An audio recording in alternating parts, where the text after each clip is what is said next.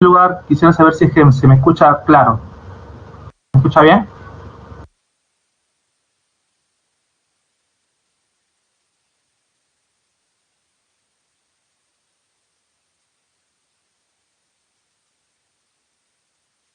Buenos días.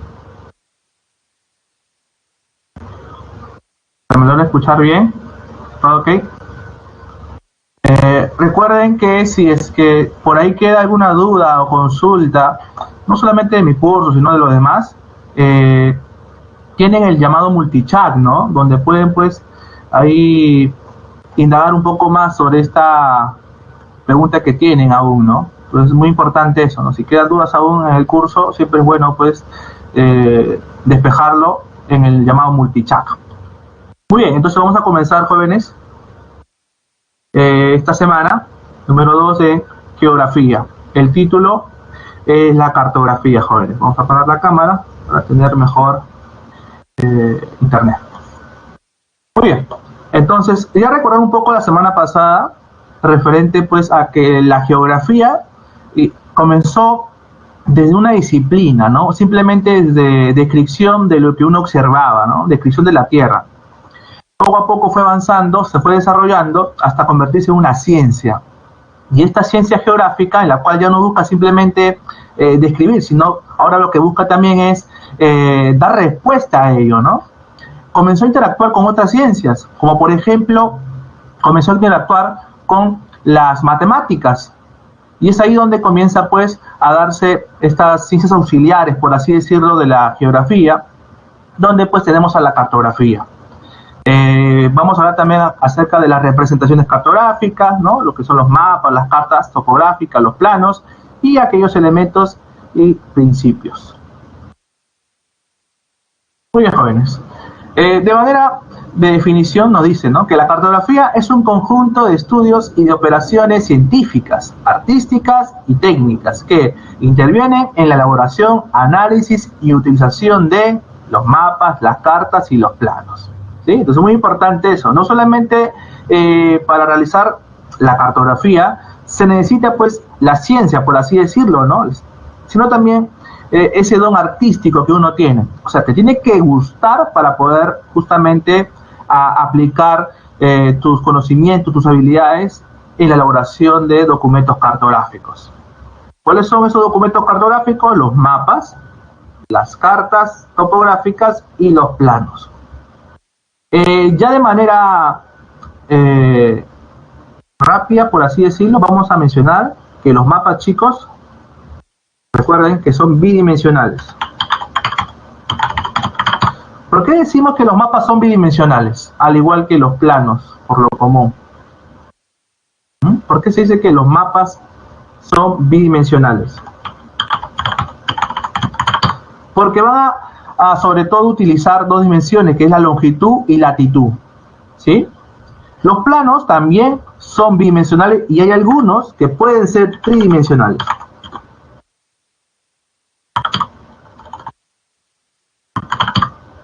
¿Sí? Cuando te hablan de planos topográficos, ¿no? Cuando te hablan de esa palabrita, planos topográficos, van a ser tridimensionales. Pero si dices simplemente bidimensionales, al igual que los mapas, van a utilizar la longitud y la latitud. Pero los únicos tridimensionales van a ser las cartas topográficas.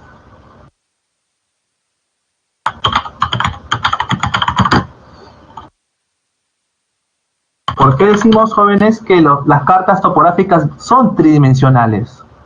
Vamos a utilizar pues la longitud, latitud y ¿qué más? ¿Qué más se va a utilizar en las cartas topográficas, chicos, para mencionarlo, que son tridimensionales? La altitud, ¿sí? Muy bien. Ojo que no hay que confundirnos altitud con altura, chicos, ¿ya? Recuerda que la altitud tiene como base el nivel del mar. Por eso que ponen, ¿no?, metros sobre el nivel del mar o metros bajo el nivel del mar. En cambio, la altura no hay una base específica, ¿no? Por ejemplo, yo mido 1,75 m de altura. Entonces no tengo una base específica, ¿no? La altitud sí lo tiene, ¿no?, que es justamente la superficie marítima. He dicho eso, vamos a seguir. Los principios cartográficos. Acá tenemos tres. Primero, las bases matemáticas. Se refiere a la selección de la proyección cartográfica más conveniente. Está relacionado con la geometría, las coordenadas geográficas y la escala, ¿no? Las bases matemáticas. Muy fundamental este principio. La representación cartográfica sustituye la imagen real de la superficie terrestre por símbolos convencionales, ¿no? Entonces, en el documento cartográfico, chicos, no vamos a poder representar todo lo que está en la superficie. Es por eso que se ha diseñado, ¿no?, esta representación cartográfica, lo que también se llama, pues, la simbología, ¿no? En el mapa es conocido como la leyenda. Es muy importante este principio. Y por último, la generalización cartográfica. La selección de lo principal y esencial del tema según la escala del documento cartográfico. Aquí, como verás, nos habla de la escala, ¿sí? Entonces, jóvenes, los principios cartográficos guardan mucha relación con los elementos de un mapa, ¿sí? Algo importante a mencionar. La base matemática guarda relación con el elemento de las proyecciones.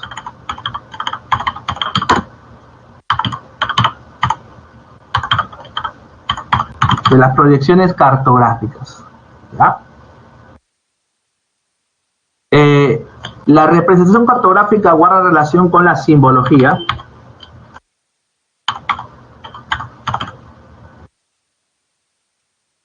Y, por último, la generalización cartográfica guarda relación, como hemos mencionado, con la escala, ¿sí? Entonces, miren, muy importante ello, que estos tres principios guardan relación con los elementos del mapa. No te olvides, ojo, muy fundamental también para mencionar. Vamos. Ahora, chicos, con respecto a los mapas, ¿sí? Con respecto a los mapas, que es el primer documento cartográfico que te dice, ¿no? Es una representación gráfica reducida, generalizada y matemáticamente determinada de la superficie terrestre sobre un plano, ¿no? Cuando te dice generalizada, ¿qué quiere decir? Que no va a brindar mucho detalle, mucho detalle de la superficie, ¿ya? Muy importante eso, no brinda mucho detalle de la superficie. Es ahí donde sobre todo se va a utilizar bastante la simbología, ¿sí? En un mapa se interpreta la distribución, el estado y los vínculos de los distintos fenómenos naturales y o socioeconómicos seleccionados. Existen varios tipos de mapas, ¿no? Aquí sobre todo se han dividido en dos. Los mapas topográficos y los mapas temáticos.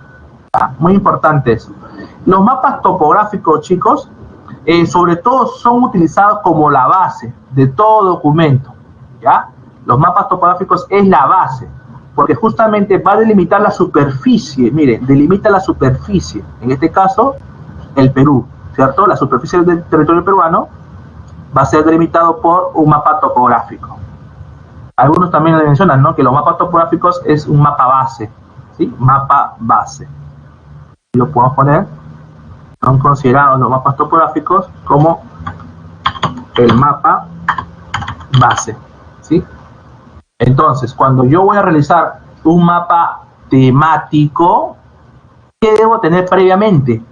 Un mapa topográfico, porque tengo que tener la superficie, ¿cierto? Y justamente eso me lo ha dado este mapa topográfico. Los mapas temáticos, chicos, sobre todo va a interpretar algo específico, ¿sí? Puede ser de manera natural o puede ser algo de manera socioeconómico, ¿no? Político también. En este caso acá hablamos de un mapa poblacional, ¿no? Un mapa poblacional. Entonces, es algo específico. Pero recuerda, ¿no?, que para poder realizar un mapa temático, ¿qué debo tener antes? La delimitación de la superficie. ¿Y quién me da eso? El mapa topográfico. Aquí hay algunos ejemplos de mapas temáticos. Tenemos, por ejemplo, el mapa político, representa la organización política y administrativa del país, ¿no? Sobre todo aquí está dividiendo en departamentos. El mapa de uso actual de suelos representa los diversos tipos de ocupación que existe sobre el territorio. El mapa de suelos, mapa edáfico sobre todo, representa la distribución de diversos tipos de suelo. Mapa metalogénico, ¿no? Sobre todo con los minerales. Representa la distribución de zonas mineralizadas, ¿no? Por ejemplo, si una empresa minera desea saber dónde se ubica la mayor concentración del cobre en el Perú, tiene que utilizar justamente ello, un mapa metalogénico. Por ejemplo, el cobre está ubicado en el sur peruano, ¿no? El oro, sobre todo, en la parte boreal, ¿no? Recuerda que boreal es norte, el norte del Perú. Entonces, muy importante eso. Mapa de pobreza, mapa económico, proporciona una distribución detallada de la distribución espacial de la pobreza y la desigualdad dentro de un país. Este mapa, por ejemplo, puede ser utilizado en la actualidad, ¿no? Sobre todo para tratar de seguir ayudando a esta población vulnerable, ¿sí? No solamente va a ser población vulnerable aquellos que tengan, pues, una edad avanzada, ¿no? Sobre esta pandemia, sino también población vulnerable es aquellos que no pueden justamente tener alimentos diarios, no la canasta básica. ¿Y dónde puedo obtener esta población vulnerable de pobreza? Justamente con este tipo de mapa, ¿no? Mapa temático de pobreza. Mapa cronológico representa la distribución de fuentes termomedicinales, ¿no? Algunos también le llaman los baños termales. Eso justamente es identificado con este tipo de mapa, ¿no? Cronológico. Y por último, mapa climático. Muestra los climas de una región, un continente o de todo el mundo. Recuerda que el Perú es un país con una gran biodiversidad. Y esto es gracias a su diversidad climática, ¿sí? No solamente tenemos frío, calor, ¿no? Clima tropical, ¿no? Hay una gran diversidad de climas, chicos. Es muy importante eso a tener presente. Y gracias a los mapas climáticos hemos podido diferenciar estos subclimas en cada región de nuestro territorio. Y acá tenemos justamente los elementos del mapa. La escala, en este caso, está presentando una escala numérica, una escala gráfica, como puedes observar.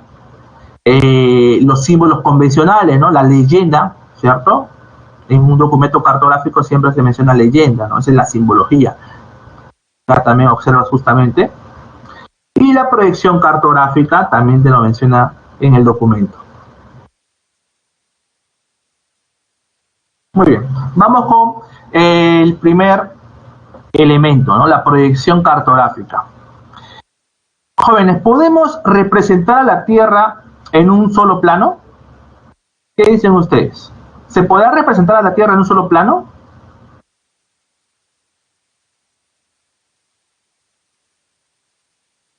Si su respuesta es no, ¿a qué se debe?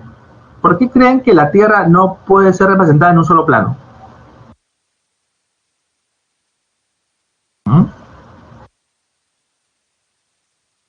Tiene mucho que ver, jóvenes, por la forma, ¿no? Es una forma esférica, ¿cierto? Por la forma esférica que tiene. Si lo representa en un solo plano, ¿qué va a suceder con ese documento? Va a haber deformaciones. Va a haber deformaciones. La mejor representación de la Tierra es el globo terráqueo, ¿cierto? Y el globo terráqueo tiene esta forma esférica, así que no hay mucha deformación en ese documento.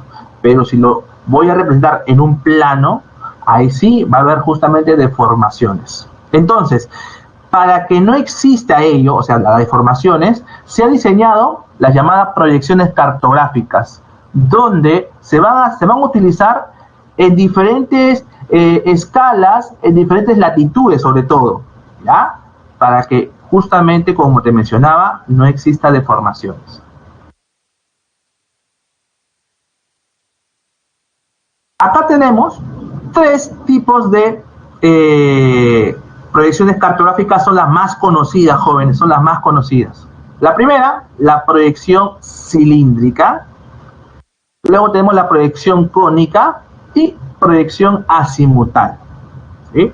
Ya de manera rápida también aquí podemos mencionar que la proyección cilíndrica va a ser utilizada sobre todo en territorios ubicados en clima tropical. Territorios ubicados sobre todo en clima tropical. Profesor, ¿y dónde estarán más o menos esos territorios, ¿no? ¿En qué latitudes? De 0 grados hasta los 30 grados.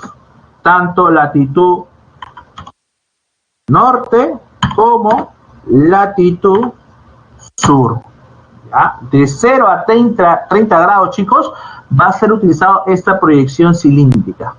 Podemos utilizarlo a grados superiores de altitud, a 40, 50, 60, sí, claro, lo puedes utilizar.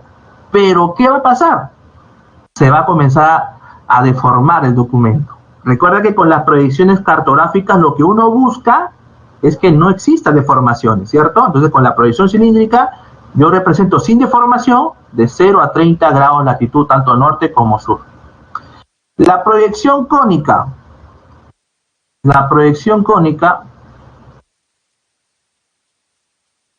va a ser utilizado sobre todo en territorios con clima templado.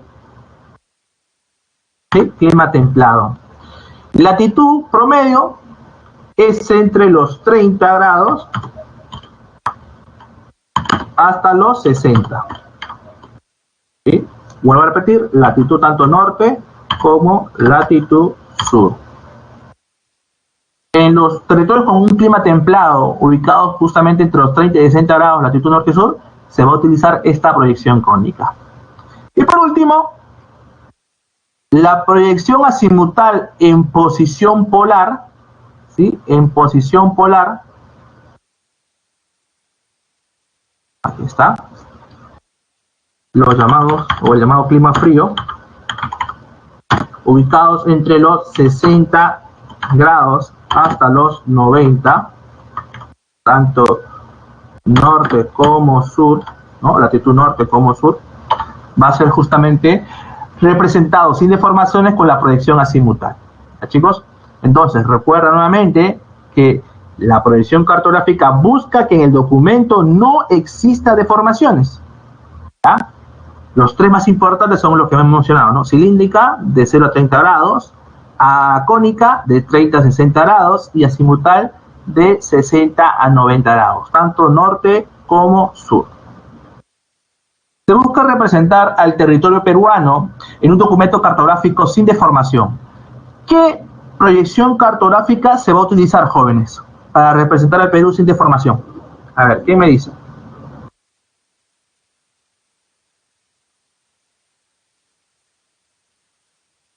Claro, la cilíndrica, ¿cierto? La cilíndrica. Otro ejemplo, a Canadá, al país de Canadá, ¿con qué proyección lo voy a representar sin deformación? La cónica, ¿no? Y como puedes observar ahí en la imagen, la Antártida, por ejemplo, va a ser representada sin deformación el documento con la azimutal. La azimutal en posición polar, claro, y muy importante eso. Muy bien, entonces comenzamos cada uno de las proyecciones, un poco más específico aquí.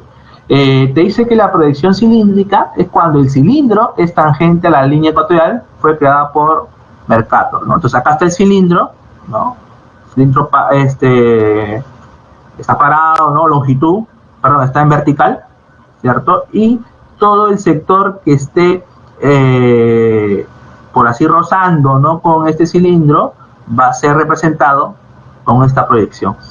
Aquí observa justamente la proyección cilíndrica. Como mencionábamos, sobre todo en latitudes de 0 a 30 grados. Algunas características: los meridianos quedan como líneas paralelas separadas por distancias iguales, ¿no? Recuerda que los meridianos son estas líneas verticales, ¿sí? Entonces, con los meridianos no hay problema, chicos, ¿no? Porque van a conservar la misma distancia entre cada uno de ellos, ¿sí? Aquí no va a haber problema. ¿Qué pasa con los paralelos? Los paralelos, que son estas líneas horizontales,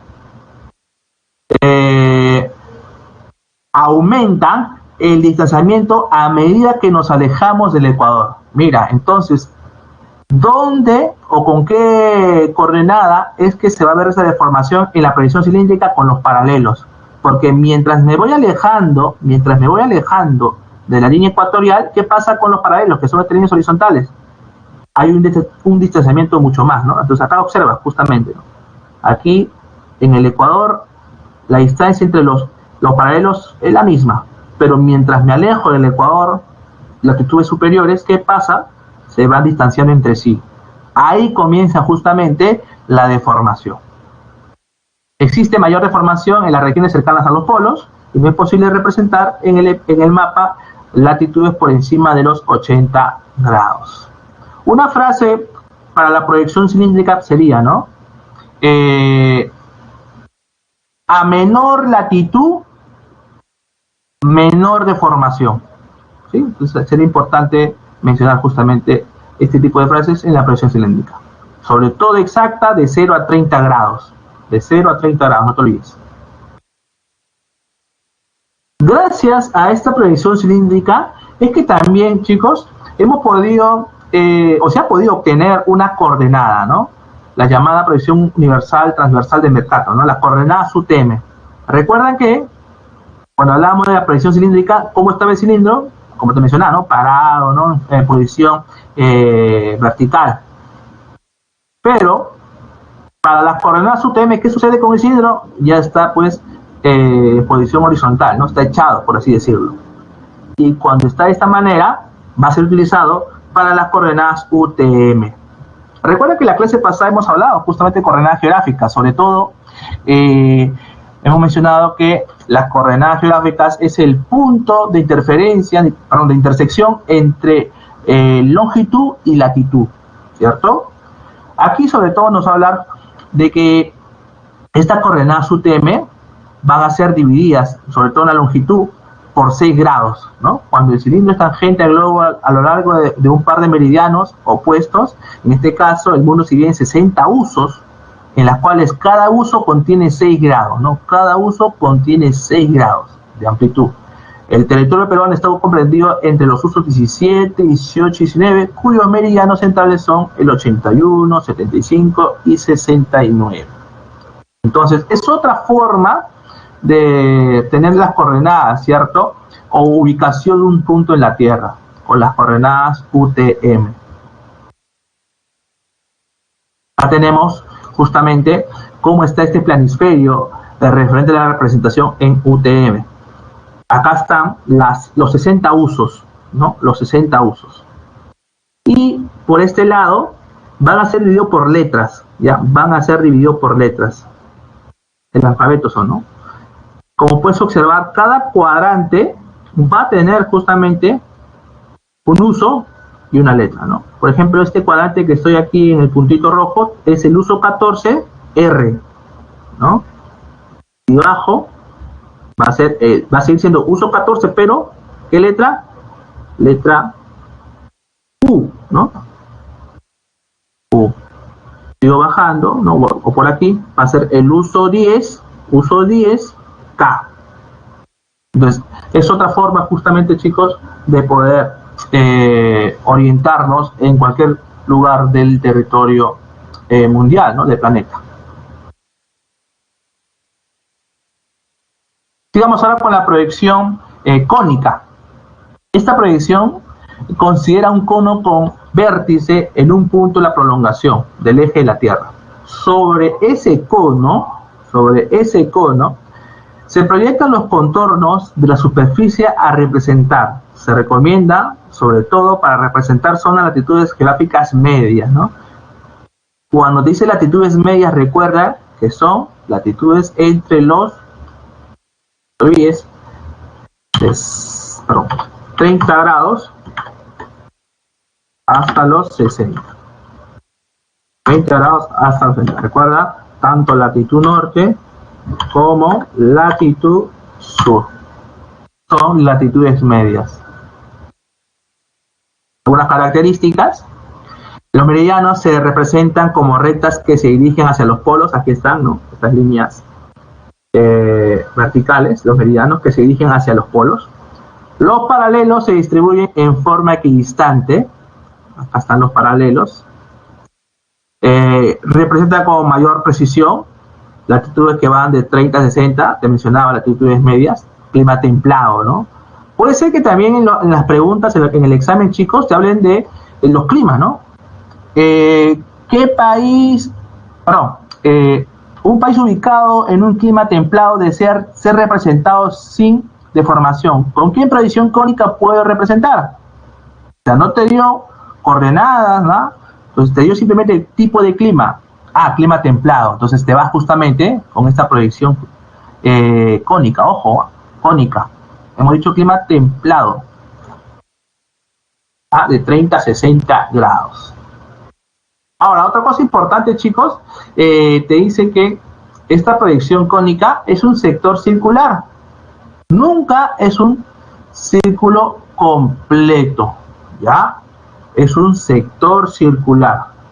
Un sector circular, nunca es un círculo completo. Aquí en el gráfico podemos observar, ¿no?, que estando cerca de la línea ecuatorial, no 0 grados de latitud, existe un poco de formación, ¿no? Sobre todo entre, aquí en esta imagen, observamos pues que la parte del superior del hombre está un poco más levantada, ¿no?, más deformada. Aquí de 30 a 60 grados no hay tanta deformación, bueno, es perfecta sobre todo, ¿no? Y ya pues en los polos va a seguir siendo una representación con deformación. Proyección azimutal. Cuando la superficie de proyección es un plano tangente a la Tierra, ¿no? Plano tangente a la Tierra, que puede ser de 3 posiciones. Posición ecuatorial, ¿no?, o cuando es tangente a la línea ecuatorial, posición oblicua, ¿no?, en este sector, y la más interesante, la más importante y la que pues por lo común pregunta es la posición polar, cuando es tangente a uno de los polos, ¿no?, ya sea el sur o el norte, la Antártida o el Ártico. Características de la proyección azimutal en posición polar. El centro de la proyección corresponde a los polos, ¿no? Los paralelos son círculos concéntricos, acá está, ¿no?, círculos concéntricos. Los meridianos son rectas que se divergen a partir de los polos, ¿no? Estos son los meridianos, las líneas. ¿Cuál es la frase interesante aquí? A mayor latitud existe menor deformación. Entonces, algo contrario cuando mencionábamos a la proyección cilíndrica, ¿no? Recuerda que la proyección cilíndrica decía que a menor latitud, menor deformación. Aquí es lo contrario, ¿cierto? A mayor latitud hay menor deformación. Muy bien, pasamos entonces a otro elemento de los mapas, la simbología, jóvenes. Algo para tener presente es que este elemento también es conocido como el lenguaje visual del mapa, ¿sí? La simbología es el lenguaje visual del mapa. Algo que no podemos representar en los documentos cartográficos van a ser justamente representados con esta simbología. Por ejemplo, si en un plano te encuentras una cruz roja, ¿qué podrá representar una cruz roja en un plano? A ver, chicos, para ustedes. Tienes un plano y observas que hay una cruz roja. ¿Qué representa? A ver. Centro de salud, ¿no? Servicio médico, un hospital, claro, ¿no? Y si observas que hay una cruz negra en un plano,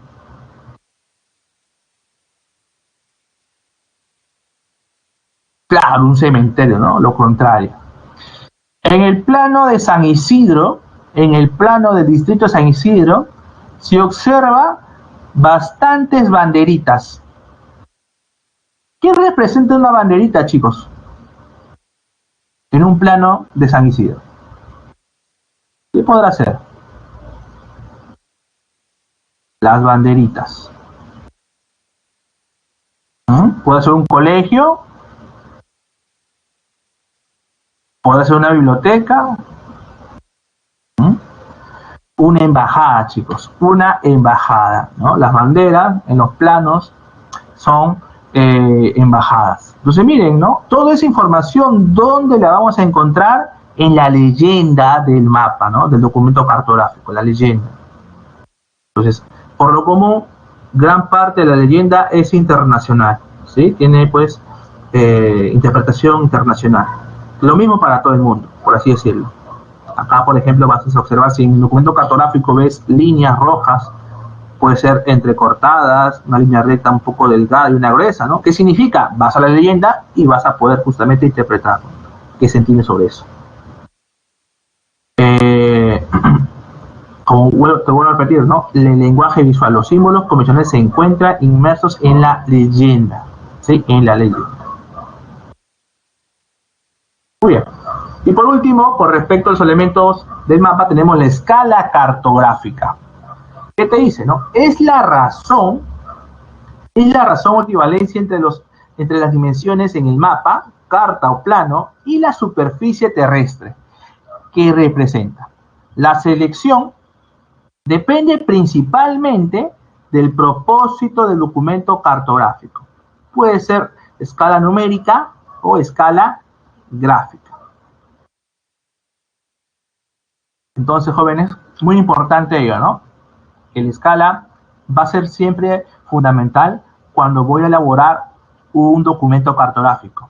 Depende del tipo de escala que voy a utilizar justamente con el territorio en el cual yo quiero representar. ¿Ya? Acá tenemos justamente la llamada escala gráfica o lineal. Esta escala gráfica o lineal es la más conocida y la más básica, por así decirlo, de interpretar, ¿no? Y también esta escala es una de las que no preguntan por lo común en el examen, pero siempre es bueno tenerlo presente. ¿Qué te dice? Consiste en uno o más segmentos subdivididos en unidades de la distancia del terreno. Permanece exactas. Entonces, aquí tenemos justamente como la escala gráfica. Te dice que un segmento en el mapa, mira, un segmento en el mapa va a ser igual a 10 kilómetros en el territorio, ¿no? Así se representa justamente la escala gráfica, ¿no? Un segmento en el mapa es igual a 10 kilómetros en el territorio. La escala gráfica, jóvenes, tiene dos partes, ¿no? Lo que es el talón y, por último, el cuerpo. Vamos ahora a la escala numérica. ¿Qué te dice? Se expresa mediante una razón aritmética o por medio de una fracción, ¿no? Acá tenemos, por ejemplo, escala de 1 a 2 millones. ¿Sí? Escala de 1 a 2 millones. Las principales escalas utilizadas en la cartografía peruana son, ojo, a tener presente, en los exámenes, en las preguntas, por lo común, cuando te habla pues temas sobre ello, no te pone la escala. Lo que te pone, chicos, es el nombre, ¿no? La Carta Nacional de Perú. O sea, tú ya debes saber cuál es la escala de la Carta Nacional de Perú. Al igual que esta, ¿no? Te pone simplemente el nombre. Tú ya debes saber cuál es la escala del mapa oficial del Perú. La Carta Nacional de Perú tiene una escala de 1 a 100.000. ¿Qué quiere decir? Que una unidad en la carta es igual a 100.000 unidades en el territorio. O sea, un centímetro en el mapa es igual a 100.000 centímetros en el territorio. ¿Ah? Igualmente acá, en el mapa oficial de Perú, un centímetro o una unidad en el mapa es igual a 1.000.000 de centímetros en el territorio. Muy importante eso, chicos. ¿Ya? Como hay una gran diferencia de escala, se está utilizando bastante, ¿no? Tipo de escala. Lo que ha hecho, pues, una convención internacional es clasificarla en 3 grandes grupos. ¿Sí? La han clasificado en 3 grandes grupos. Tenemos que aquí la primera escala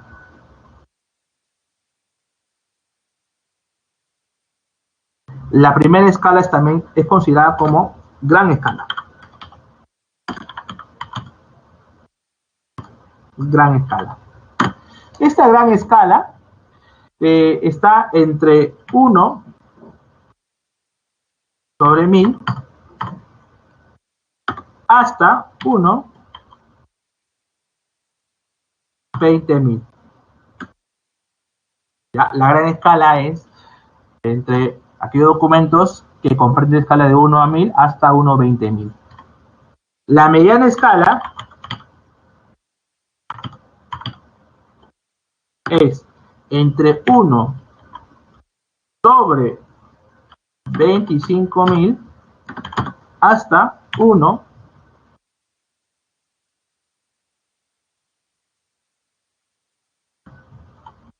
1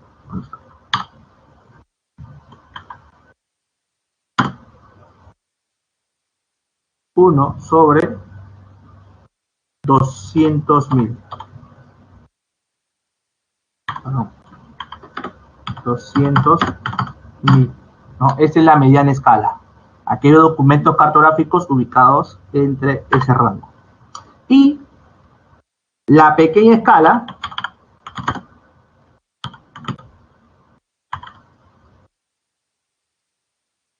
está entre 1 sobre 250.000 hasta 1 sobre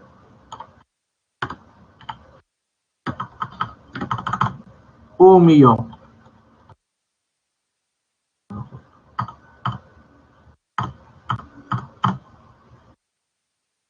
Un millón. ¿Ya, chicos? Entonces, esa justamente es los tres grupos de escala. ¿Ya? Entonces recuerda que la parte de la unidad aquí en la parte superior, ¿no? Es unidad en el mapa. Y lo que está abajo son unidades en el territorio. Pregunto, ¿en cuál de estos tres grupos se representa mayor superficie? ¿En la gran escala, en la mediana escala o pequeña escala? ¿En cuál de estos tres grupos se representa mayor superficie? En la pequeña escala, claro, ¿no? Es justamente por eso que los mapas, jóvenes, van a utilizar una pequeña escala, ¿sí? Los mapas utilizan una pequeña escala, porque representa superficies grandes, ¿no? Por ejemplo, puede ser país, puede ser un continente, ¿no? O puede ser inclusive todo el mundo. Los mapas utilizan justamente una pequeña escala. Mediana escala, sobre todo es utilizado cuando vamos a elaborar una carta topográfica, ¿sí? Mediana escala. Miren, por ejemplo, ¿no? La Carta Nacional del Perú es entre 1 a 100.000. Está ubicado aquí en la mediana escala, ¿no? Las cartas utilizan justamente este tipo de escala, ¿no? La mediana. Y por último, la gran escala, que son utilizados ¿por qué? ¿Por qué documentos cartográficos van a ser utilizados la gran escala? Por los planos, ¿sí? Por los planos.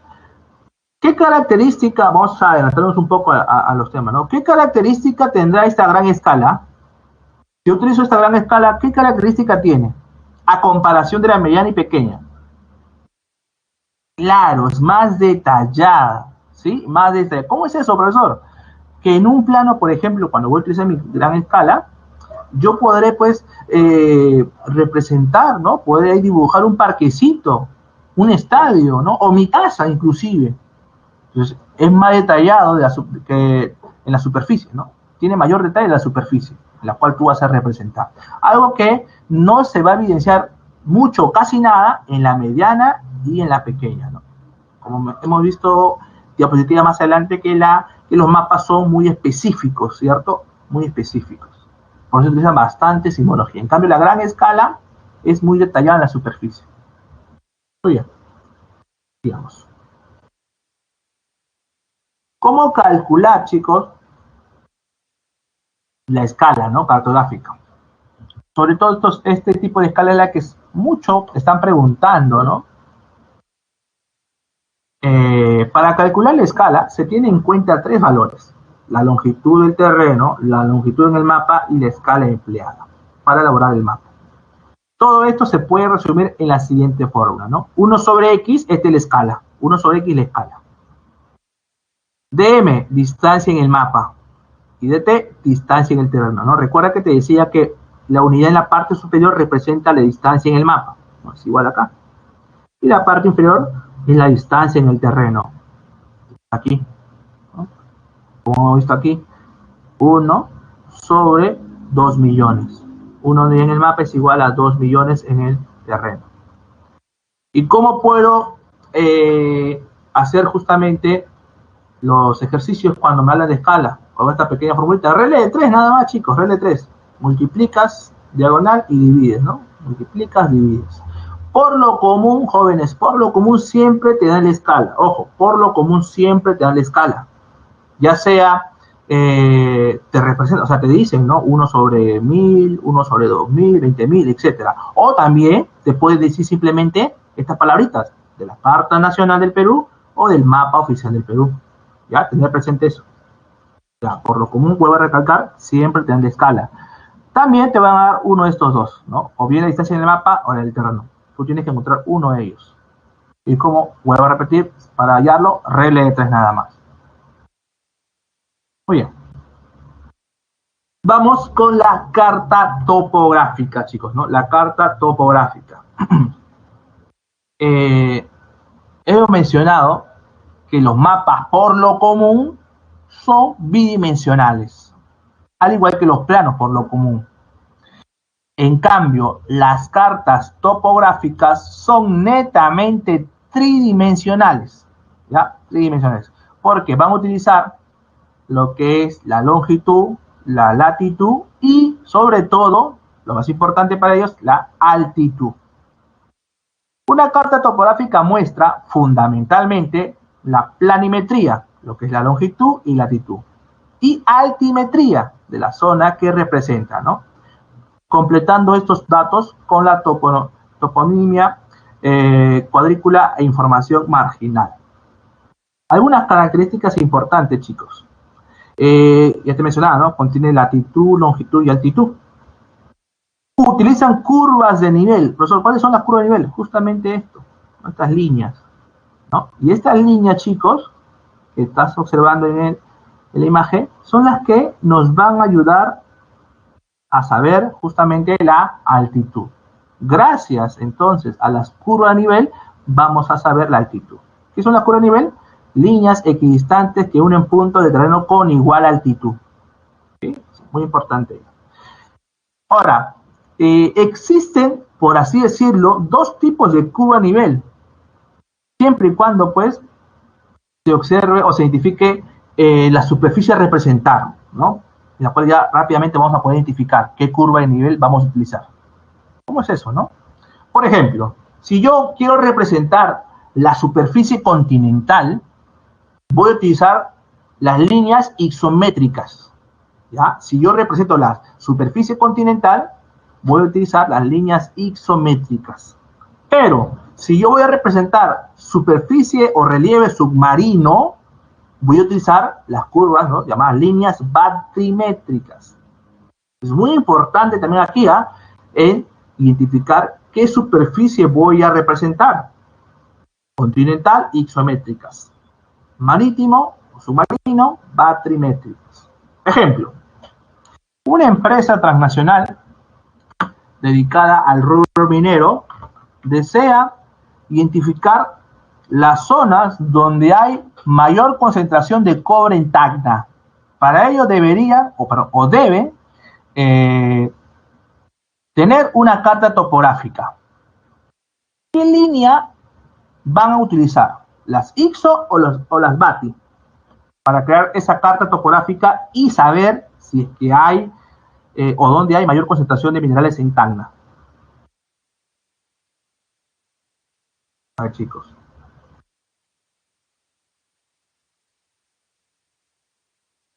Las isométricas, ¿ya? Las isométricas. Otra pregunta, otro ejemplo, ¿no? La dorsal oceánica de Nazca es uno de los principales atractivos turísticos en el relieve submarino del Perú. Para poder tener una mayor identificación del espacio, se debe levantar una carta topográfica. ¿Qué línea se va a utilizar? Ya lo adelantaron por ahí, las BAT, ¿no? Las BAT, batimétricas. Entonces, chicos, muy importante saber qué superficie voy a representar con las cartas. ¿Continental o submarino? ¿Ya? Muy bien. Acá tenemos las curvas de nivel, como verán, pues, estas líneas, las cuales ubican a los puntos con igual altitud, ¿ya? A los puntos con igual altitud. El sector que tú observas, ¿no? Entre curva de nivel, ¿cierto? Entre cada una de las curvas de nivel, este sector se llama zona, ¿ya? Este sector se llama zona. Y Esta numeración que observa, ¿no? 200, 300, 400 es la cota. Esto ayuda justamente a saber la altitud en la cual estamos, ¿no? 200 metros sobre el nivel del mar, 300 metros sobre el nivel del mar, 400 metros sobre el nivel del mar. ¿Ya? La cota es esta numeración, no te olvides. Ahora lo podemos poner inclusive, a ver, con esta línea. Acá está. Entonces, por aquí lo ponemos al otro, la numeración. Por aquí esto. Ya está. Aquí lo vamos a representar para que lo tengas presente. Esto es llamado la numeración cota, no te olvides. ¿Sí? Esas líneas que observas son las llamadas curvas de nivel. Recuerda que pueden ser BATI o IXO, ¿no? Depende de la superficie a representar. Y este sector entre curva de nivel y curva de nivel son llamadas las zonas. La zona. ¿Ya? Entonces son tres elementos, por así decirlo, a tener presente para tener una mayor apreciación de las cartas topográficas.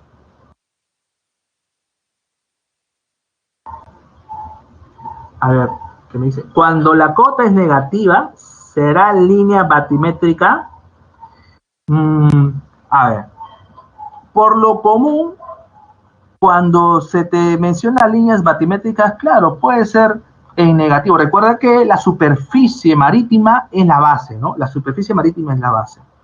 Puede ser que te pongan en negativo, perdón, o también puede ser que te pongan con el llamado metros bajo el nivel del mar.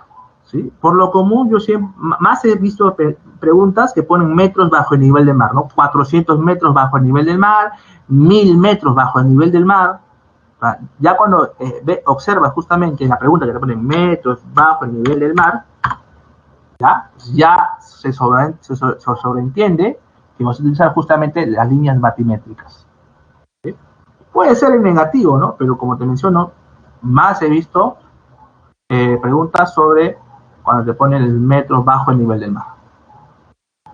Bien. Propiedades de la curva de nivel. Creo que aquí vamos a quedarnos porque hay un receso. Ya, hay un receso. Hasta aquí, chicos, hasta aquí, antes de seguir con la curva de nivel, con las propiedades, que es bastante información. Hasta aquí, ya sea con los mapas, los elementos del mapa o las cartas topográficas. ¿Alguna duda, alguna consulta? ¿Algún inconveniente?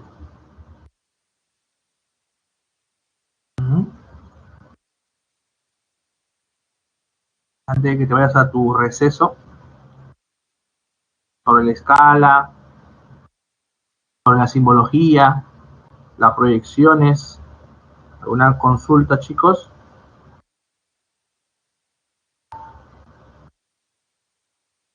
Líneas equidistantes son las que no se van a cortar, ¿no? Las que están inclusive también, pues, en la misma distancia, ¿no? Están en la misma distancia, no se van a cortar.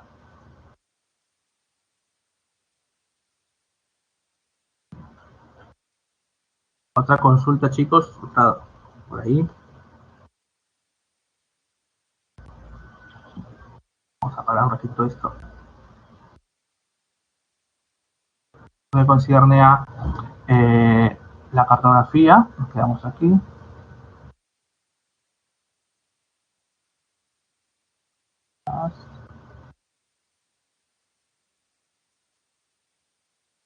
Ya, propiedades de las curvas de nivel, ¿no? Aquí nos quedamos justamente. Ya hemos mencionado sobre todo los principales elementos de la carta topográfica, ¿no? Que la cota, la curva de nivel y los tipos que hay, ¿no? La zona, sí, muy importantes. Vamos con algunas propiedades. Te dice, ¿no?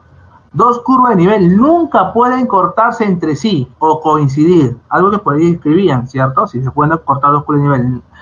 Nunca. Salvo en el caso de un acantilado rocoso, ¿no? O sea, si en un sector las curvas de nivel se cortan entre sí, es que en ese sector donde se están uniendo, están juntas, está pues este acantilado. ¿Qué más te dice? Las curvas de nivel más cerradas tienen mayor cota que las contiguas, salvo en las depresiones. ¿No? Aquí, antes de seguir, tengo una pequeña imagen. ¿Dónde estás? Acá está. Entonces recuerda que la zona es el espacio entre cada curva de nivel, ¿no? Te dice que si las curvas de nivel tienen hay mayor distancia, ¿sí? Hay mayor distancia, es un lugar de suave pendiente, ¿no? Es transitable. Por ejemplo, en este sector, observa que las curvas de nivel están más separadas, ¿no? Que en el otro sector, ¿no? Aquí en el sector oeste, las curvas de nivel están más separadas que en el este, ¿no? Aquí están casi juntas, ¿no? Entonces, ¿dónde habrá menor pendiente? En el oeste. Por este lugar es donde yo puedo subir. A ver, por aquí es muy accidentado, ¿no? Muy accidentado. ¿Cómo se representa esta curva de nivel? ¿Cuál es el gráfico que podré poner? El de aquí, ¿no? Es un cerro justamente arriba. Vemos aquí dos curvas cerradas en el medio. Esas son los puntos más altos, ¿no? De cada uno de estos cerros. Ojo que aquí no tienen cotas, ya, por eso que no podemos saber la altitud. Ya, simplemente vemos aquí la curva de nivel. Aquí, como volvemos a observar, las curvas de nivel están más cerradas, ¿no? ¿Sí? Están más cerradas. Esto quiere decir que justamente los sectores van a ser inclinados, ¿no? Y van a ser con alta pendiente, intransitables, ¿no? Muy peligrosos de poder subir por estos sectores. Aquí en esta meseta, en este gráfico, observamos que en un sector en el oeste, las curvas de nivel están más separadas. Es de suave pendiente, ¿no? Está suave pendiente.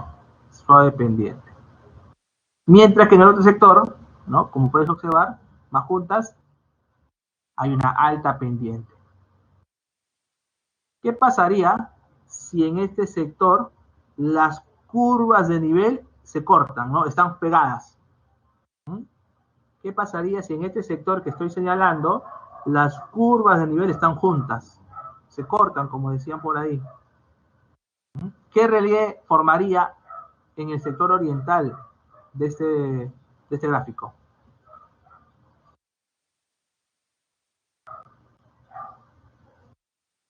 Un acantilado, ¿no? Sería un acantilado y su representación sería algo recto, ¿no? Un acantilado, ¿sí? Si es que se juntan en este sector.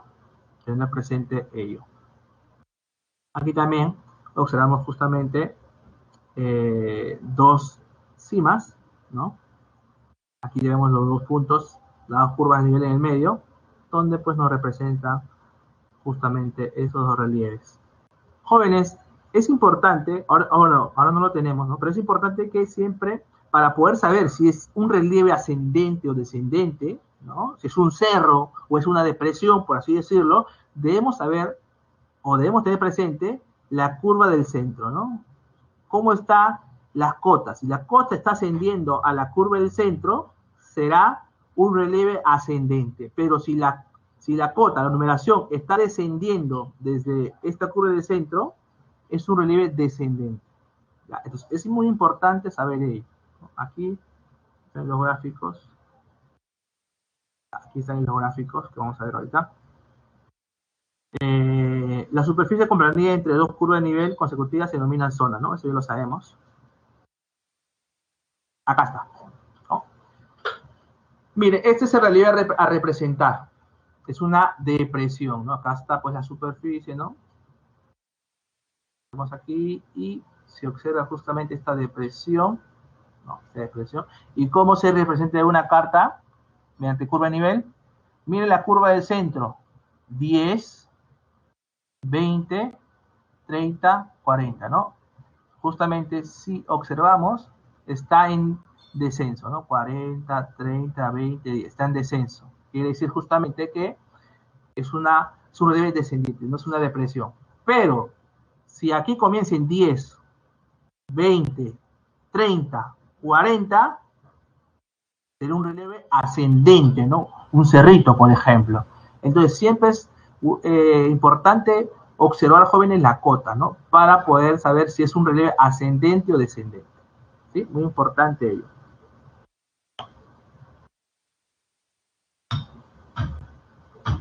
El plano representa a gran escala una porción reducida de la superficie terrestre, no requiere de un control geodésico, contiene información muy detallada, ¿no? Yo te mencionaba justamente, debido pues a que utiliza una escala grande, es por eso que tiene su representación es muy detallada, ¿no?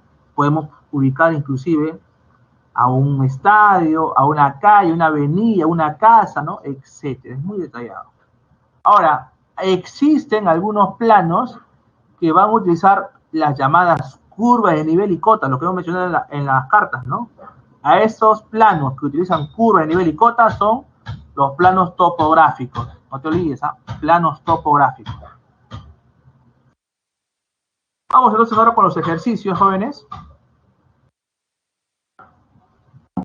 Primer ejercicio, en una clase de geografía, el docente sostiene, es el proceso por el cual el cartógrafo, de acuerdo a la escala, se sirve para enfatizar lo esencial y suprimir lo superfluo. El profesor en su explicación hace referencia al principio cartográfico de... ¿Están dando respuesta por ahí? Claro, ¿no? Letra, la generalización cartográfica, ¿no? Letra, muy bien. Vamos con la pregunta 2.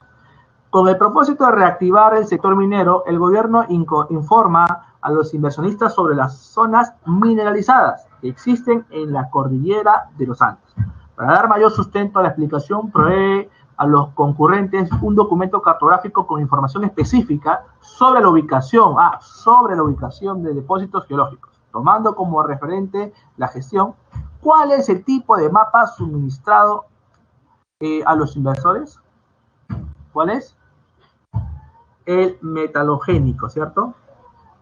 Recuerda que este tipo de mapa temático nos muestra la ubicación, ¿no? O cómo están distribuidos los depósitos mineros. No te olvides. La letra D. Entonces, muy bien. 3. Un grupo de investigadores de fauna marina se encuentra en las Islas Ballestas y para culminar con su proyecto decide visitar la isla Sangayán. Para ello utilizan como guía la Carta Nacional de Perú. Ojo, miren, ya te dio la escala. No, profesor, pero no la escala. Acá está el nombre, Carta Nacional de Perú. Ya sabes cuánto es, ¿no? En dicho documento, las islas distan de 13.5 centímetros. Otro dato, que es distancia en el mapa. Mira, te dio la escala y te dio la distancia en el mapa.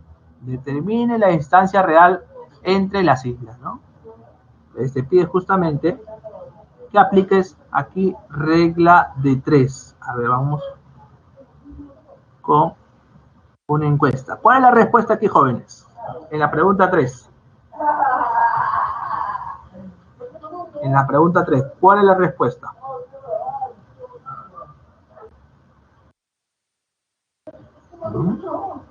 A ver. Sí, claro, hay un gran grupo que está poniendo la letra C. Letra C. Letra C. Entonces, simplemente tienes que los 100.000, ¿no? 1 sobre 100.000, los 100.000, multiplicarlo por los 13,5. ¿Sí?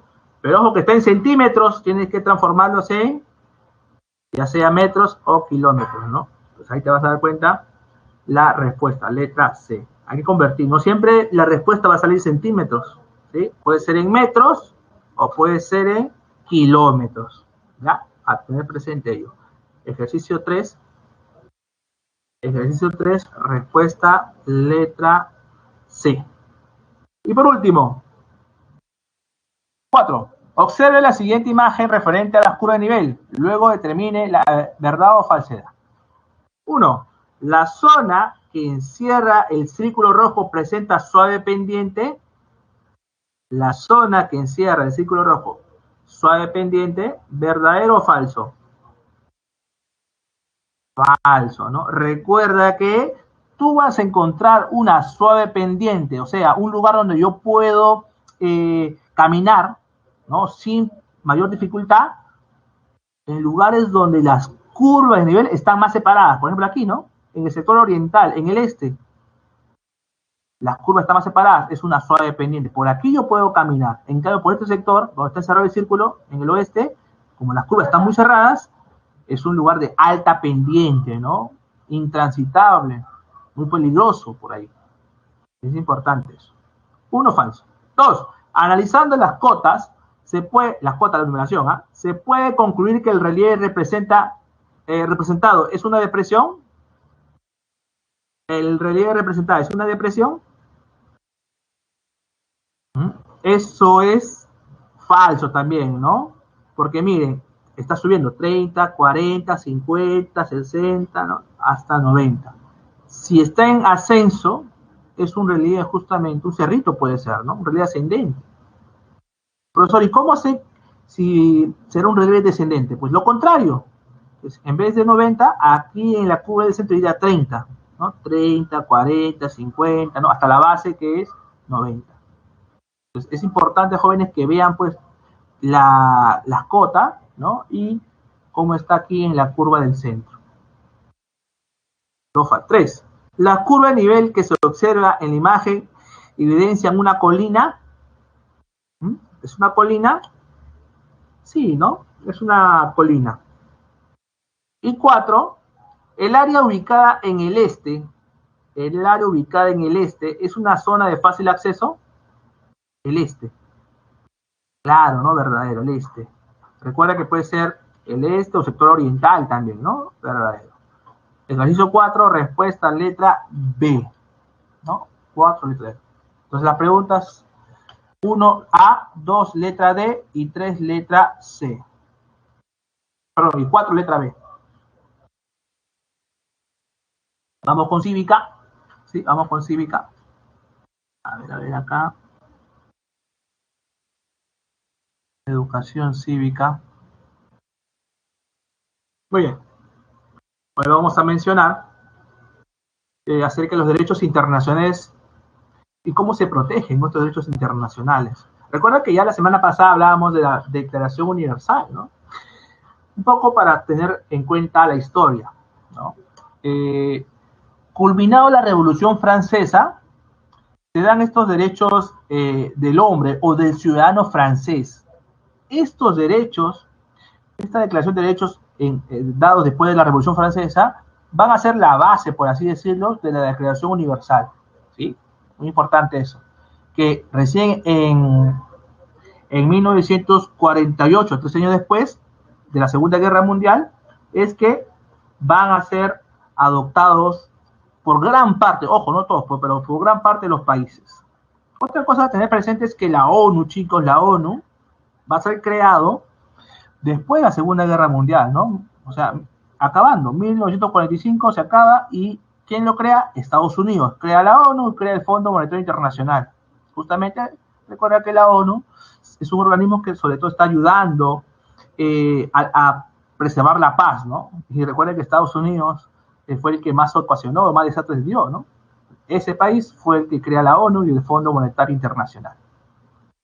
Esta declaración consta de 30 artículos donde se establecen los derechos civiles, políticos, económicos, sociales y culturales, ¿no? Recuerda que hemos visto también la semana pasada un poco de las generaciones, ¿no? En las cuales guarda relación con cada uno de estos que estamos observando. Primera generación, segunda generación, recuerda que primera generación, civiles políticos, ¿no? Segunda generación, sobre todo económicos, sociales. Y tercera generación, sobre todo los culturales. Aquí vemos justamente algunos de los derechos: igualdad ante la ley, libertad e igualdad, vida, ¿no? Derecho a la vida, prohibición de la tortura, reconocimiento de la personalidad jurídica, asilo, ¿no? Etcétera. Los instrumentos internacionales en la protección de los derechos humanos, ¿no? Dentro de la Carta Internacional de Derechos Humanos tenemos a lo que hemos mencionado, la Declaración Universal de los Derechos Humanos, ¿sí? Dada el 10 de diciembre de 1948, y en el Perú esta Declaración Universal fue aprobada, fue aceptada el 9 de diciembre de 1959, ¿sí? Pero ¿será el único sustento legal de protección de derechos esta declaración a nivel mundial? No. También están los pactos internacionales, ¿sí? Hay diferentes pactos, ¿no? Que protegen, por ejemplo, derechos políticos netamente, o derechos económicos, o derechos sociales y culturales, ¿no? Hay varios pactos a nivel mundial. Estos pactos también están ayudando justamente a la defensa, a la protección de los derechos humanos. Como te mencionaba, puede ser derechos civiles y políticos, y derechos económicos, sociales y culturales, ¿no? Que protegen algunos pactos. En el artículo 1, ¿qué te dice? Afirma que todos los pueblos tienen derecho a la libre autodeterminación, que según este derecho tienen libertad para elegir su estatus político y lograr su desarrollo económico, social y cultural. Entonces, recordemos que el instrumento para proteger los derechos humanos a nivel mundial, uno, es la Declaración Universal, pero también están los pactos internacionales. Dentro de la ONU, chicos, hay muchas instituciones, ¿no? Que protegen la educación, otro protege la salud, otro el trabajo, ¿no? Etcétera. Uno de ellos, una de estas instituciones, una de las más importantes, por así decirlo, es la Corte Internacional de Justicia, también conocida como la Corte de la Haya. Es el órgano judicial principal de las Naciones Unidas, no te olvides eso. Encargada de decidir conforme al derecho internacional las controversias de orden jurídico entre estados. Ojo, entre estados. Profesor, si en el país, en el Perú, ¿no? El gobierno peruano está vulnerando mis derechos, yo puedo ir a esta Corte Internacional de Justicia, la Corte de la Haya, para que se haga respetar. No, solamente van a ir, como dice bien claro acá, controversia entre estados, ¿sí? Controversia entre estados. Por ejemplo, esta controversia marítima que tuvo Perú con Chile, ¿no? Entre ellos no pudieron resolverlo, ¿sí? ¿Dónde se da solución? Justamente en la Corte Internacional de Justicia. También, pues, hace algunos años se dictaminó en la Corte Nacional de Justicia sobre el caso entre Chile y Bolivia. Bolivia estaba pidiendo salir al mar, Chile no le iba a dar. Como entre ellos no pudieron dar solución, pues justamente que fue llevado el caso a la Corte Internacional de Justicia. ¿Cuál es el objetivo de esta Corte Internacional? Es lograr el arreglo de las controversias o situaciones internacionales susceptibles de conducir al quebrantamiento de la paz. O sea, si los países en conflicto, en controversia, no pueden dar solución, pues ahí es donde va a actuar la Corte de la Haya, ¿no? La Corte Internacional de Justicia. Vuelvo a repetir, jóvenes, que aquí solamente van a estar presentes aquellas controversias entre países, ¿no? No entre un Estado y un ciudadano, eso no está acá. Muy bien. Entonces, otro importante sistema que se obtiene para lo que concierne a la protección de derechos humanos a nivel continental ya, el llamado Sistema Interamericano de Derechos Humanos, conocido como la Convención Americana sobre los Derechos Humanos. Esto es netamente en América, chicos, ya, en América. Coloquialmente llamado Pacto de San José de Costa Rica, ¿no? Suscrito en el 69 y entra en vigor en 1978. Este Pacto de San José, ¿ah? O también llamado Convención Americana sobre los Derechos Humanos, lo que busca es que se respeten, ojo, que se respeten los derechos humanos, ¿no? Los que están puestos en la Declaración Universal. Eso está buscando este Pacto de San José. Ahora, ojo, no todos los países de América son firmantes al Pacto de San José. Algunos sí, otros no. ¿Quién fue uno de los países que comenzó a crear, a buscar la creación, perdón, de este Pacto de San José? Estados Unidos. ¿Sí? Estados Unidos fue uno de los principales autores de la creación del Pacto de San José. Pero la pregunta es, ¿Estados Unidos es firmante de este pacto? ¿Sí o no? ¿Qué crees? No, no. Y por eso, ¿y cómo me doy cuenta que no es firmante del Pacto de San José?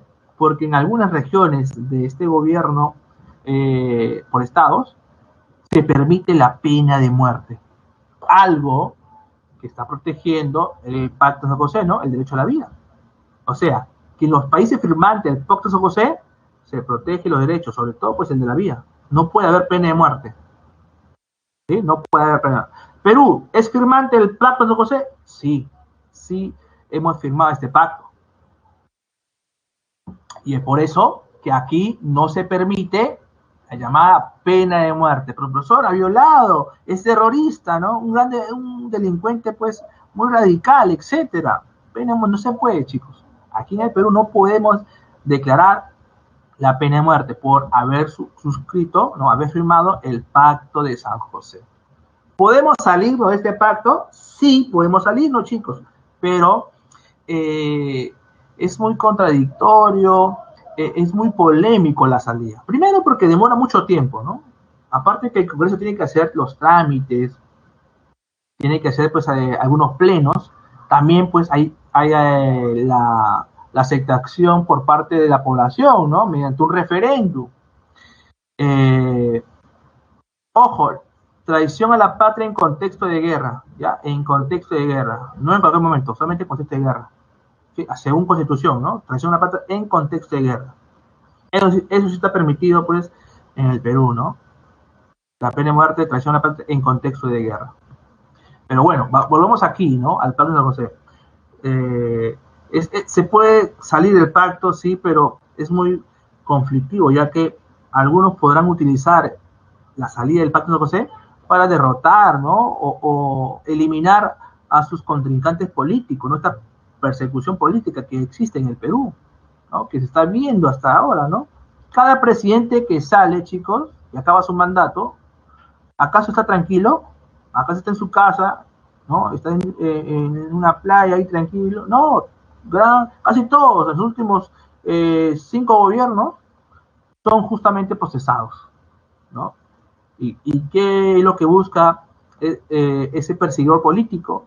Justamente busca que pague pues por algunos errores que ha cometido, ¿no? Ya sea voluntaria o involuntariamente, ¿no? Y puede ser que así también exista para estas personas la pena de muerte. Entonces es algo contradictorio, ¿no? Es lamentable que no tengamos esa decisión, esa justicia en donde se puede determinar a ciencia cierta, ¿no? Que en verdad necesita la pena de muerte, ¿no? Hay mucha corrupción, chicos, y es por eso que es muy sensible salirnos del Pacto de San José.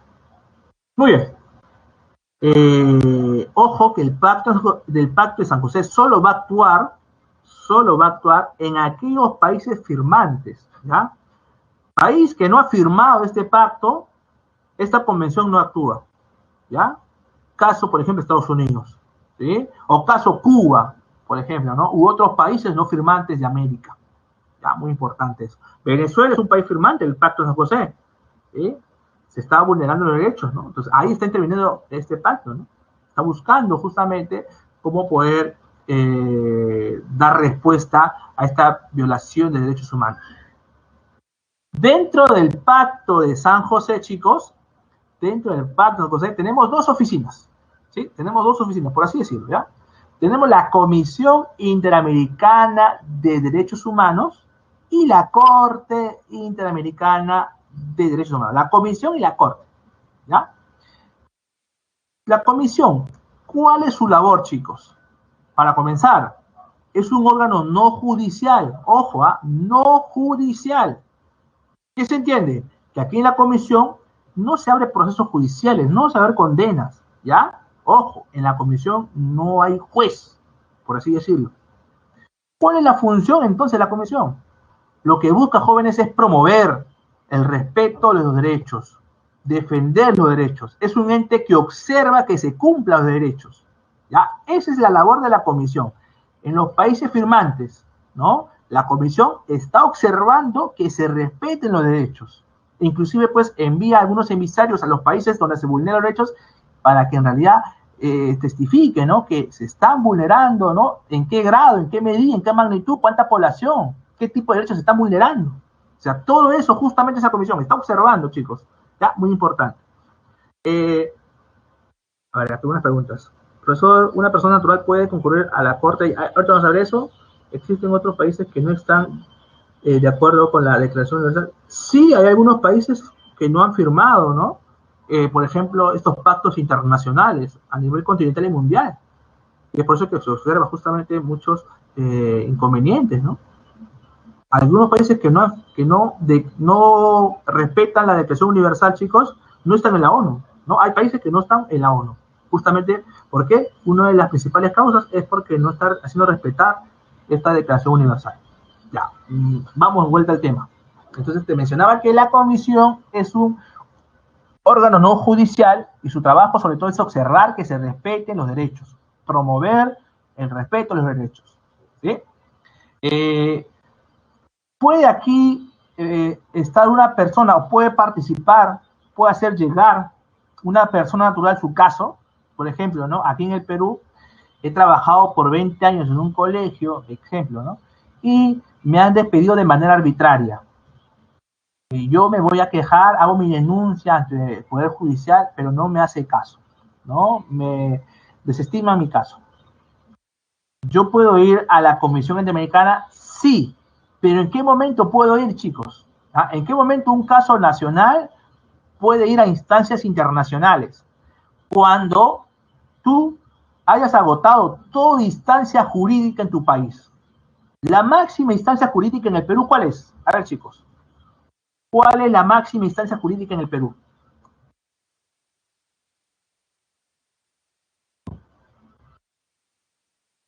A ver,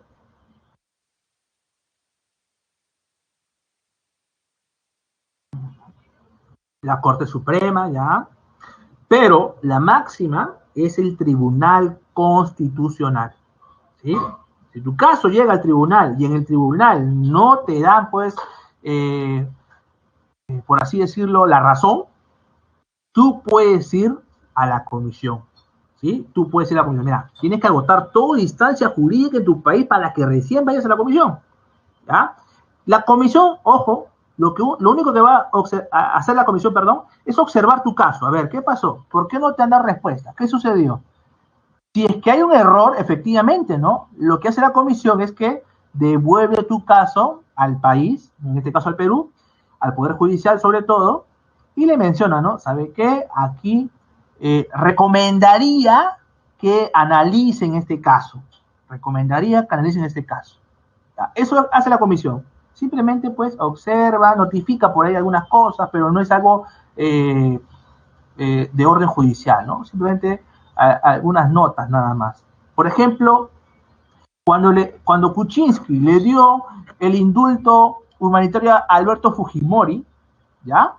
Eh, fue llevado este caso a la comisión, ¿no? Bueno, la comisión directamente observó el caso y lo que hizo la comisión, chicos, es recomendar al Poder Judicial y a las autoridades correspondientes que analicen ese indulto.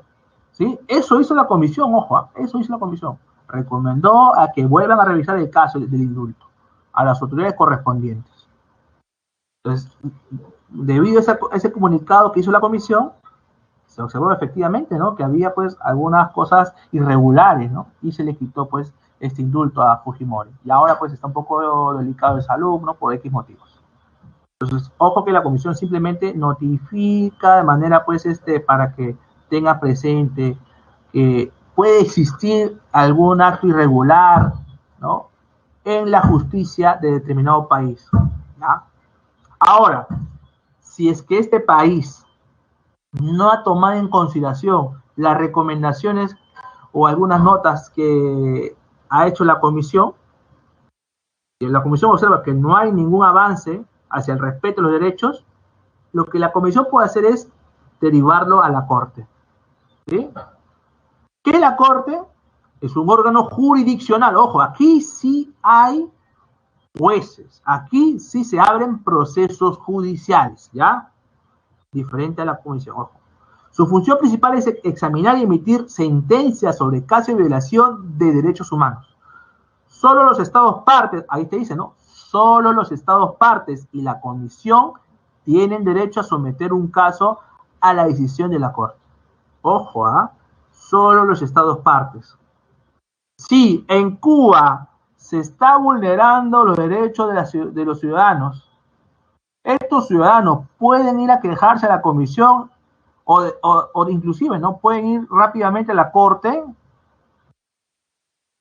No, no pueden ir, chicos, porque Cuba no es un estado parte, no es un país firmante del Pacto de San José. Dice bien acá, ¿no? Solo los estados firmantes, los estados partes, son los que llegan a poner, a notificar justamente aquí la Corte Interamericana. El fallo de la Corte es definitivo e inapelable. ¿Ya? Importante eso. Por lo común, los casos que la Corte está examinando, está procesando y condenando, es cuando un Estado está vulnerando los derechos de un ciudadano o de un grupo de ciudadanos. ¿Ya?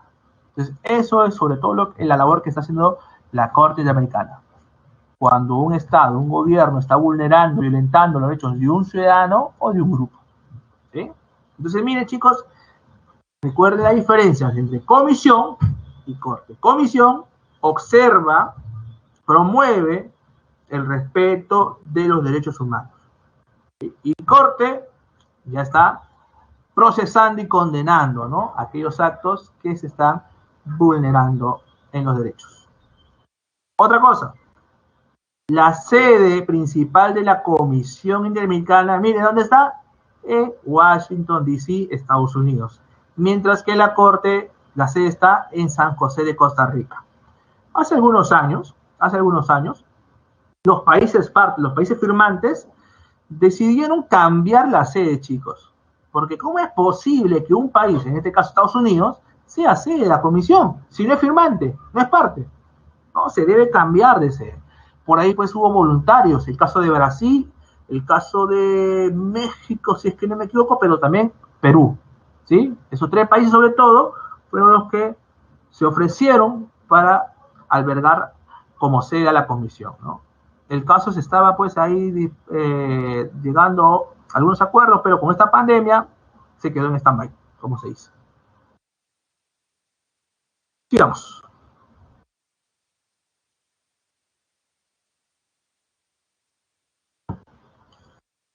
Aquí nuevamente estamos hablando pues a nivel continental, ¿no? A nivel de América.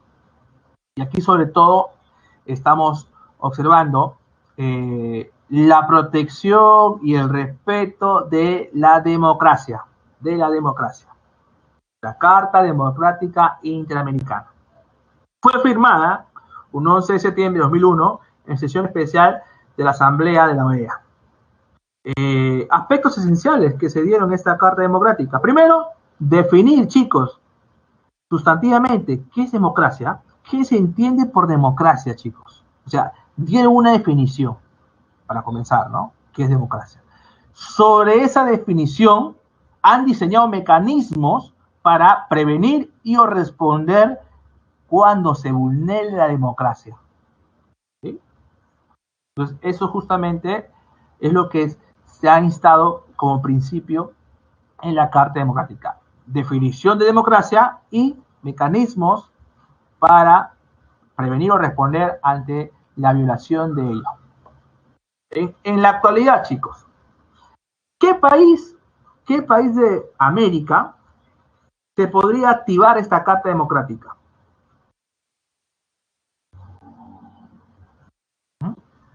La Carta Democrática se activa cuando un país firmante está vulnerando la democracia. ¿Qué país?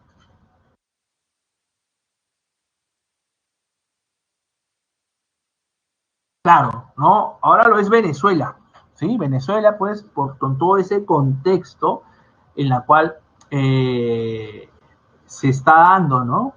Inclusive no es de un mes, no es de un año, ya tiene varios años, ¿no? Este acto de justamente de violación o de violencia contra la democracia, ¿no?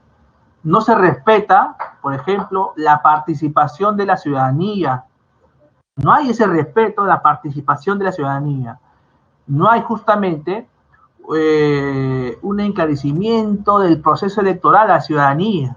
O sea, todas esas cosas van a suscitar que se active la Carta Democrática en Venezuela. ¿Sí? En Venezuela. Ahora, es que, ojo que esta Carta Democrática no va a condenar al presidente, a los gobernantes, no. Como dice bien claro acá, se va a diseñar mecanismos para prevenir, en este caso para responder a aquellos países que están haciendo, que están afectando a la democracia. ¿Cuáles son esos mecanismos que ha diseñado pues, los países firmantes contra Venezuela? Por ejemplo, le han hecho un bloque económico, ¿sí? Le han hecho un bloque económico. ¿Qué quiere decir? Ya no negocio contigo, ¿ya? Ya no negocio contigo. Lo ha hecho Colombia, lo ha hecho Perú también, ¿sí? No hay negociaciones con Venezuela. Ojo, pero no tiene nada que ver, pues, lo que es el principio humanitario, ¿no? Eso sí se está dando, ¿no? En el aspecto económico, ahí sí, pues, hay un cierre, ¿no? Tanto así que a inicio, inclusive, de este caos, en su máximo apogeo, Colombia y tanto Perú cerraron sus embajadas, ¿no? Es otro tipo de mecanismo de respuesta ante la vulneración, la afectación de la democracia. O sea, miren, ahí vemos varios tipos de mecanismos, procesos que se están dando, o se van a dar también inclusive, para que este país deje ya esta afectación, ¿no?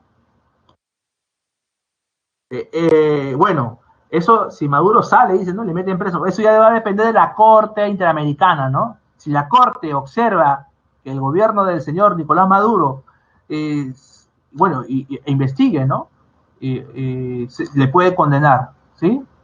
Se le puede condenar, claro que sí, ¿no? La Corte tiene esa decisión, la Corte Interamericana, ojo. Muy bien, sigamos.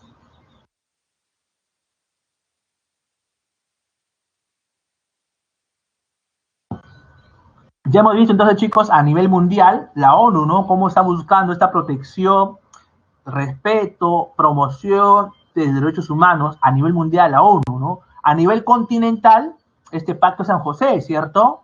Y a nivel nacional, ¿m? A nivel nacional también habrá, pues, algunos organismos, algunas asociaciones que buscan que se respeten los derechos humanos. Claro que sí, ¿no? Acá tenemos a organismos que promueven la protección de los derechos humanos en el Perú. Actualmente son 82 organizaciones en todo el Perú, la cual conforma la Coordinadora Nacional de Derechos Humanos, ¿ya? Algunos de estos organismos están protegiendo derechos específicos, ¿ya? Derechos a una población, ¿sí? A una sociedad nada más, a un género nada más. Otros sí protegen derechos a nivel pues, global, ¿no? Pero algunos de manera específica. Por ejemplo, acá, ¿no? La Asociación Negra de Defensa y Promoción de Derechos Humanos. Aquí tú observas que está protegiendo a una sociedad, ¿no? Específica. Asociación Pro Derechos Humanos, ya es algo general, ¿no? Global. Amnistía Internacional y Movimiento Manuela Ramos, ¿no? Acá sobre todo, pues, protege a la mujer, ¿no? Por ejemplo. Entonces, así como lo hay en estos 4 ejemplos, existen otros más, ¿no? En total son 82 que están protegiendo, bueno, más que todo están promoviendo, chicos, ¿no? Están promoviendo, están observando también que se esté protegiendo los derechos humanos, ¿ya? Por ejemplo, las manifestaciones que ha habido en estos últimos meses, hay personal de estas asociaciones, estas 82 asociaciones, observando que se estén respetando los derechos, ¿ya? Ya sea de la mujer, de la población, etcétera, ¿sí? Oye, jóvenes. ¿Hay alguna duda o consulta antes de pasar a los ejercicios?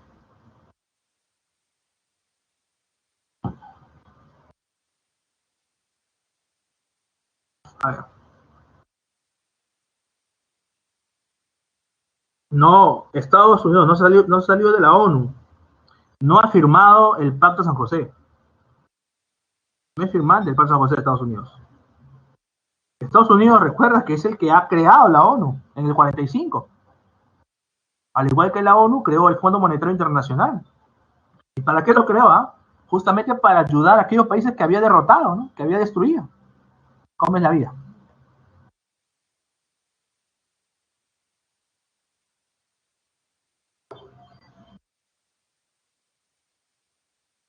¿Qué más dice? Bueno, la amnistía, ¿ya?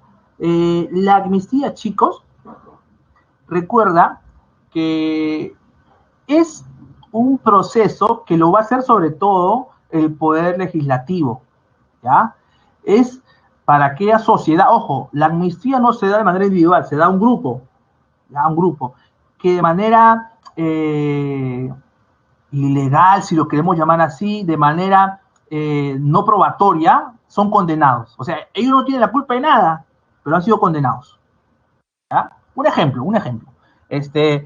En un valle de Cusco, donde se está sembrando el cacao, por ejemplo, o el café, ¿no? Llega un grupo de terroristas y dice a esta población, desde ahora ustedes van a sembrar coca y toda esa producción nos la van a entregar. Si no, matamos a su gente. ¿Qué va a hacer esta población? Obligada tiene que sembrar coca. ¿Sí, chicos?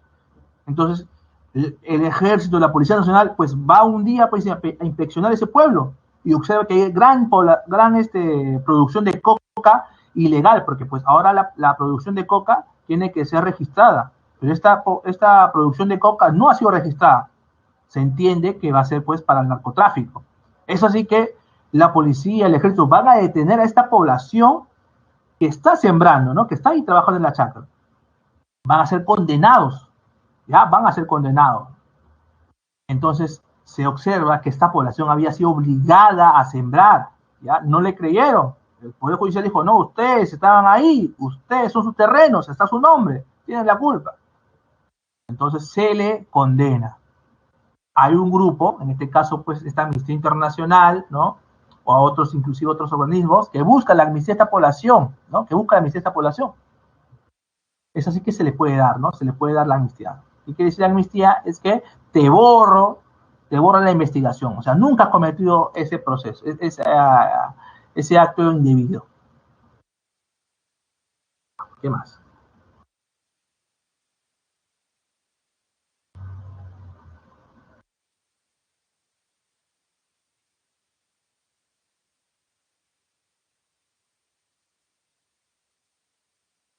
Dice, hubo un problema que Estados Unidos se quiso meter a Venezuela para sacar a la fuerza a Maduro. ¿A qué se debe eso? ¿Tiene que ver con algo del pacto? No, no, no, no, no. Eso no tiene nada que ver con el pacto de José. Aquí, sobre todo, pues, aquí abarca, por ejemplo, Estados Unidos tiene esa idea en que si es que afecta o perjudica a un estadounidense, el gobierno se perjudica. ¿Ya? Entonces, sobre ese pretexto es que Estados Unidos quiso intervenir, porque supuestamente vino una ayuda humanitaria de Estados Unidos a Venezuela y ese avión con tripulación estadounidense estaba siendo pues momentáneamente apresado, ¿no? Porque no dieron autorización a que llegue a territorio venezolano.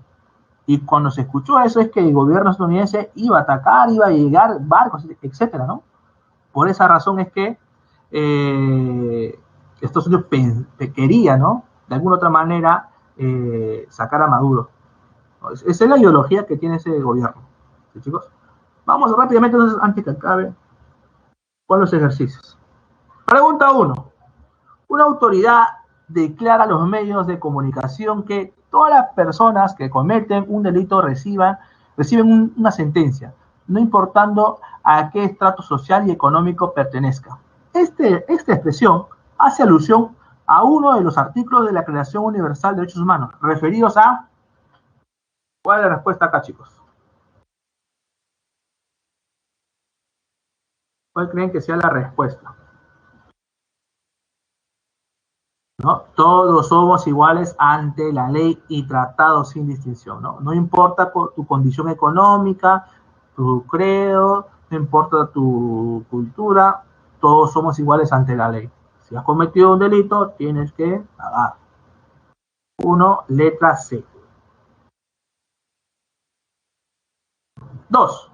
Las continuas protestas multitudinarias en Chile traen como consecuencia desmanes, arrestos arbitrarios y hasta muertes.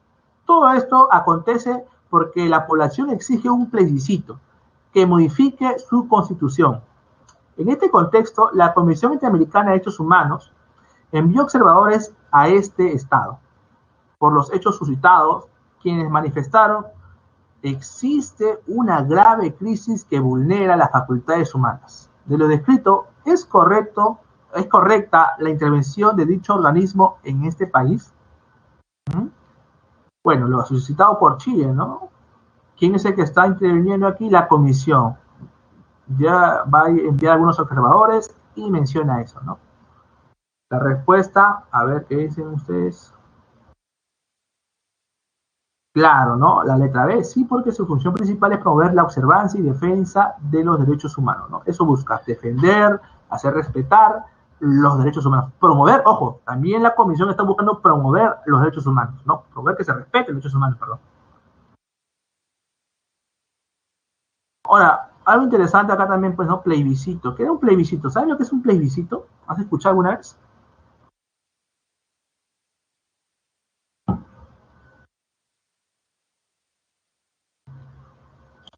Claro, un tipo de encuesta popular, ¿no? O sea, ¿qué dice la población? A ver, ¿qué hacemos? ¿Sí? Ojo que el plebiscito bueno, no es tan parecido que... Ahí se me fue el nombre. No es tan parecido que... Uy, uy, uy. Lo tenía en la lengua, ¿cómo se dice? Referéndum. Ay, gracias, Michael. El plebiscito es consultarte y ya, ¿sí? En cambio, el referéndum es que tú decidas, ¿sí? O sea, lo que tú menciones en ese referéndum se va a acatar, se va a respetar. En cambio, en el plebiscito simplemente te digo, ¿no? A ver, tu opinión, gracias, nada más. O sea, tu opinión puede ser que cambie algo, ¿no? En el referéndum sí o sí va a cambiar. ¿Ya? Recordar, pues aquí hubo algunos referéndums, ¿no? Hace pocos años, ¿no? Con el expresidente Vizcarra, ¿no? Donde modificaron algunos artículos de la Constitución. Hace también algunos años hubo un referéndum sobre la entrega de dinero a los fonavistas, ¿no? La devolución de su dinero. Algo que la población aceptó y se realizó. Muy bien. Ejercicio 2, respuesta letra B. 3. La Corte Interamericana de Derechos Humanos es el órgano jurisdiccional autónomo de la OEA. Todos los países del continente americano tienen la obligación de acatar sus sentencias. Identifica los casos en los que este organismo puede ejercer jurisprudencia, ¿no? Ojo, te habla de la Corte Interamericana, no te habla de la Corte Internacional. Algunos se confunden en el examen, ¿ah? Mencionan Corte Internacional, no, es Corte Interamericana, por favor. Muy bien. ¿Qué te dice aquí en el 1? Costa Rica demanda a Nicaragua por negarse a definir su frontera terrestre y así establecer la soberanía. ¿Este es verdadero o falso? Esto es falso, ¿no? Porque no tiene nada que ver esa controversia entre estados. Esto es falso. 2. En Argentina, 132 comunidades indígenas agotado toda instancia, mira, agotando toda instancia de justicia interna, o sea, en su país, demandaron a este estado por la violación de derechos humanos, derechos a la propiedad, perdón. Esto sí es verdadero, chicos, ¿no? Sí es verdadero.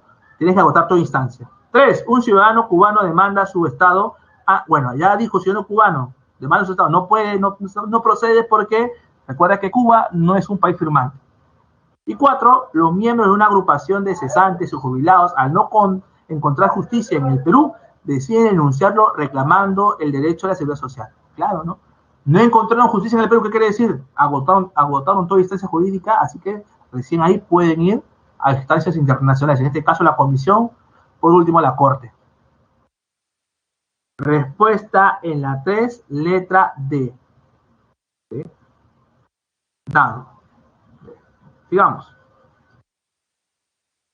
4.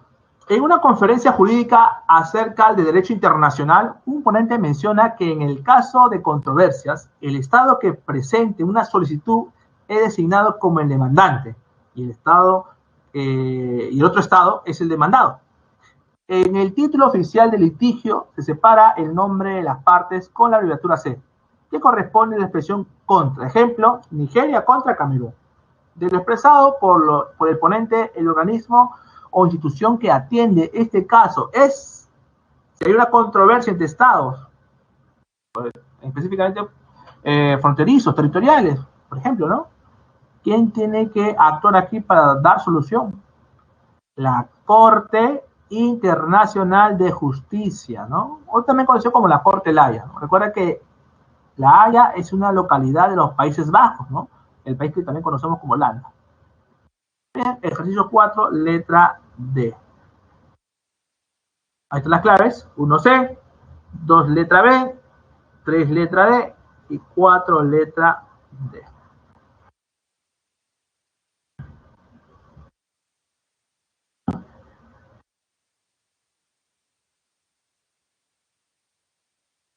Aquí está acá. Si sería otra nacionalidad bajo el mismo contexto del enunciado que denuncia su estado. Sería verdad, realmente tiene que mencionar que votó. Sí, recuerda que si es un, claro, tiene que ser necesariamente país firmante, ¿ya? Necesariamente país firmante. Y tiene que votar toda instancia jurídica en su país para recién llevar su caso a nivel continental. O sea, no puede pasar las instancias jurídicas de su país, ¿no? Tiene que llevar uno por uno, ¿ya? Tú presentas en el Poder Judicial, te niegan. Tú apelas a la siguiente instancia, te niegan. Sigues apelando, te niegan. Vas al tribunal, te niegan. Ahí recién que se agotó toda instancia, vas justamente a lo que es la Corte Interamericana, ¿no? O inclusive la Comisión. Puede observar tu caso previamente, decir que pues efectivamente que hay algún error, notifica al país, ¿no? Pero si está todo correcto y no te dan solución, vas a la Corte.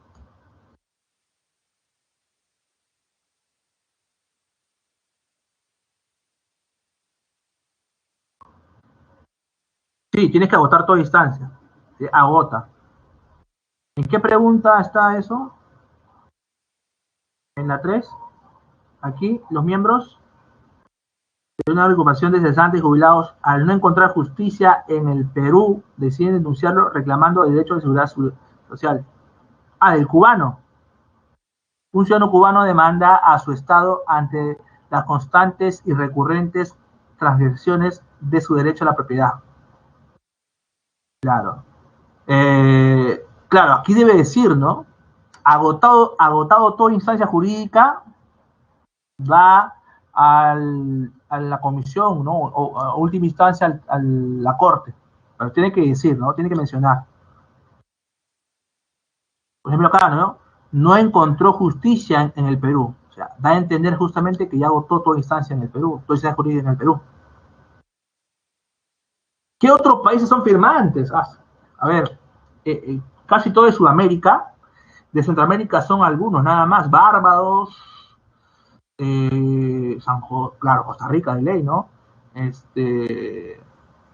Salvador, no lo tengo ahorita a la vez, son varias islas que están ahí. Se me van los nombres, ¿no? Pero gran parte de Centroamérica hay algunos que no, algunos centroamericanos que no firman. ¿Sí? Pero casi toda Sudamérica están. Bueno, chicos, eso sería todo por hoy. Vamos a